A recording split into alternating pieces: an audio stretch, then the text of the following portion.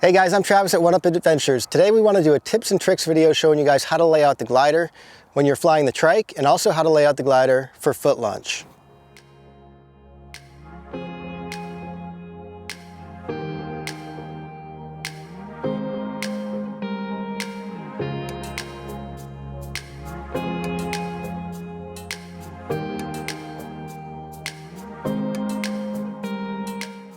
Guys, right now we're laying out the Ozone Triox 38. This is the glider that we use when we're doing tandems on our Fly Products Flash Cruiser trike. So if you look at the glider, Kyle's going to show you that. You can see it's already been opened up. We've already removed it from the bag, and we've got it laid out in a nice crescent shape, ready to go flying. Up here at the risers, before we connect it to the trike, I'm just going to double check it. I've got my risers together. We've got our A's on top. I'm going to make sure my A lines are clear all the way to the glider and we don't have any lines going over these A lines. I'm also going to lift them up high, do a quick check on the brake line, make sure that's not snagged over anything, give it a little tug there. Do the same thing on the other side, that brake line a little tug, and everything looks good and clear. Now we're going to go ahead and set it up and connect it to the trike. All right guys, before we actually put these risers down and bring the trike back to connect, we're going to spread these risers out quite a bit further than we normally would foot launch, because you got to think about the wheelbase of the trike. If you spread it out like your foot launch, then the trike's going to end up running over the risers. So I'm going to give them a nice wide spread, give the risers a flip to get it closer to the glider without tangling the lines. Same thing here. 1, 2.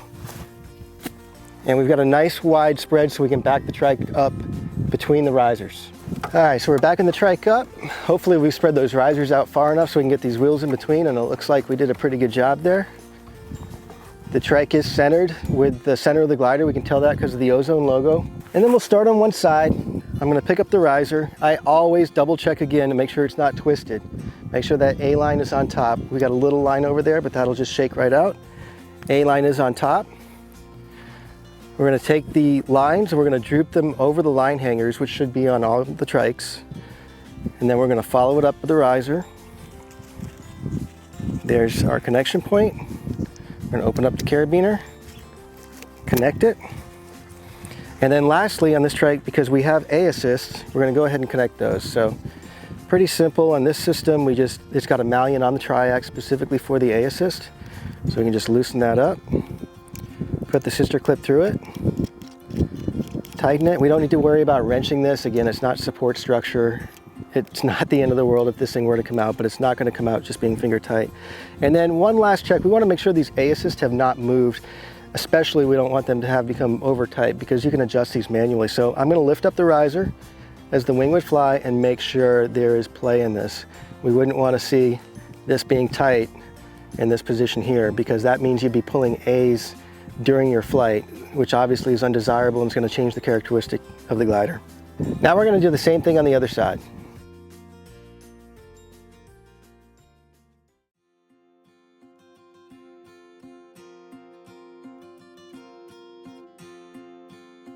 All right guys, we have both risers attached to the trike now, and we've done it properly. The A assist are both attached, nothing's twisted, the line hangers are holding the lines behind it. Now what we're going to do is we're going to roll the trike forward just a touch until we get tension on those center A's. Right there, you can see those center A's are tensioned, and they're tensioned evenly, so we know that we're properly centered on the trike. After we see that tension, we're going to roll back just about a foot, let the tension come off, and then I'm going to walk to the back of the glider, and we're going to check the glider one more time. So really important, guys, at the end of the glider, you want to make sure you don't have anything like this. You don't want lines underneath your glider, because that's going to cause a cravat when you go to inflate. So I always check the ends, make sure there's no lines going underneath this glider. Everything looks good. We're going to walk to the center. We're going to fold these cells over so that they can catch air. And then we're at the center again here. These are the two center cells, and again I'm just going to check. There we go. Tension up those A's. And it also pulls back the center of the glider, so people have different methods of setting up the glider for trike, and gliders also have different preferences. With this particular glider, I like to pull the center back about a foot from the rest of the glider. So we set up the nice crescent shape, and then I'll pull the center back about another foot. So you saw we brought the trike back, we gave the line some slack, and what I've just done is I've pulled that center back, that extra foot, and you can see those A lines are under tension, and that tension is even, so we know we're centered on the glider. Now, just as important as being centered on the glider is being centered with the wind. So I know you guys can't see what the wind's doing out here, but we are exactly lined up into the wind. Now, let me give you guys a quick tip. Sometimes you can't get lined up ideally into the wind. Let's say the wind was coming from this direction. You can see our trikes here. Let's say we had a 30-degree offset, and that was our only choice because there was a building or an obstacle or something like that there. So we have to set up like this. However, what you would expect is, as the glider inflates, it's always going to turn and inflate into the wind, which is going to be undesirable because then we need to turn right to get underneath the glider, and we're going to be going in a direction that we don't want to go. So one thing that you can do in that instance is you can move the glider around so it tensions one side of the glider first. Now in this case, if the wind was from here, the glider would want to come up and go to the right.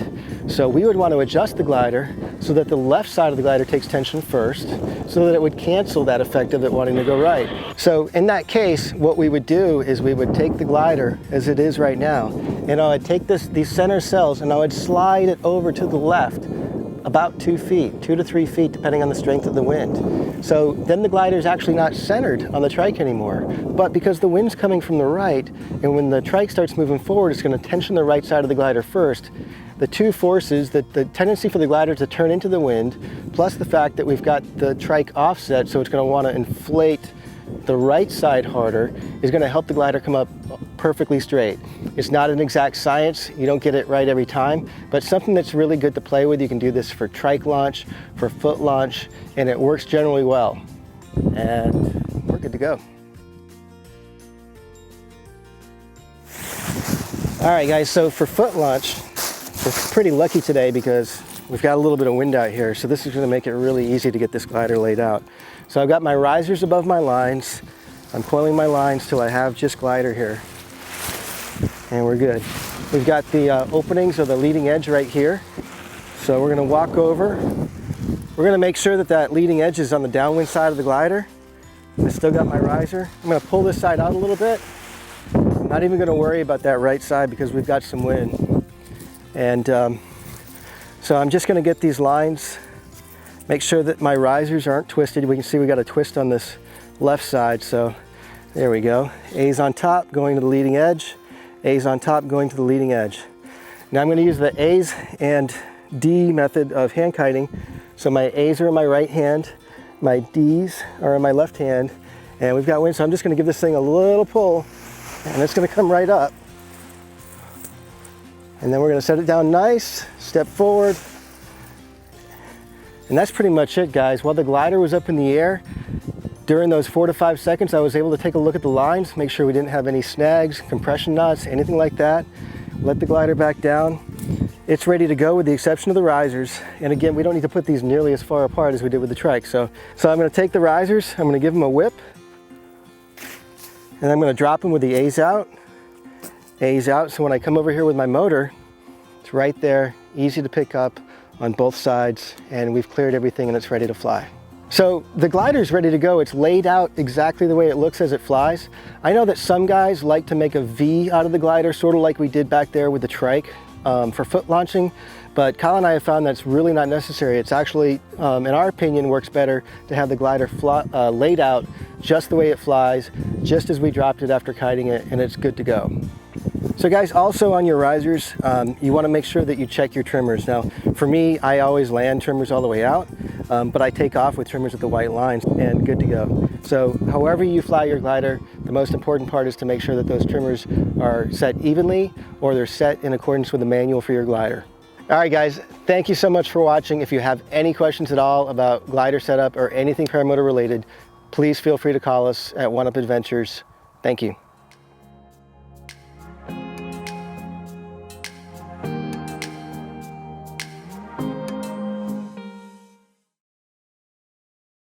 So don't do that. The characteristic.